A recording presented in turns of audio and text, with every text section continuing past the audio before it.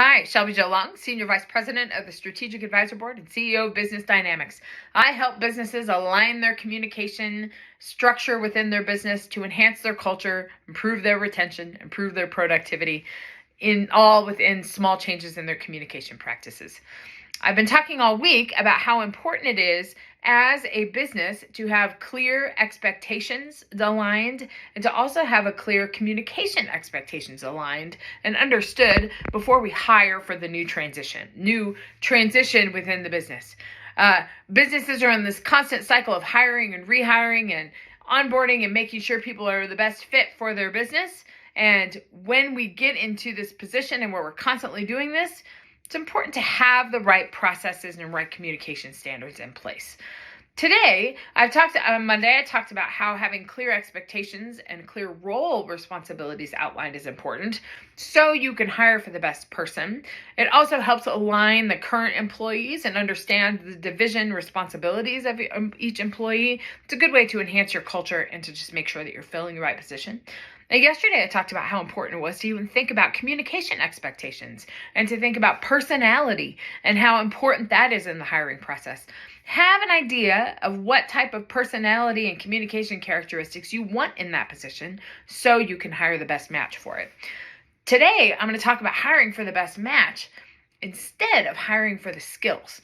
And I think this is not a newer concept in hiring process, but I think in the hiring process, as CEOs and as managers of our company, we want to look for the best fit as far as skills are concerned. Does the person have the right skills that they need for doing this position? Are they fluent in a certain type of software? Do they know about billing? Do they know about QuickBooks? Do they know about this Slack, whatever that is? Do they have this skill awareness of that? That's what we have been taught to hire for, because we need to make sure that our employees have the skills coming in. But if we shift that just a little bit to think about how, as a manager, when we look for the best match for that position, you will hire somebody that is talented. You will hire somebody that is smart and skilled, that will learn your processes. You want fundamentally for them to be a part of your culture and a part of your systems. So you will teach them your processes. Hiring for the best match for the position might be the new way to increase your retention and increase your culture, because you have hired for somebody that has already invested in researching in the business to know more about your business rather than just display the skills. Hiring for the best match, there's a few ways to identify that during the hiring process. And to make sure that your candidate has done their research before they come to the interview. Do they know the roles and expectations?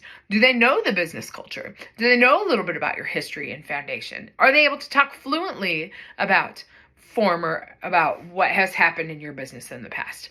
Them doing research and having an understanding of your culture and having an understanding of you, and also being able to talk about how their skills best fit into that position so they can best perform for your business. Those are ways to really be able to assess who is the best match for your position, not who just has the skills.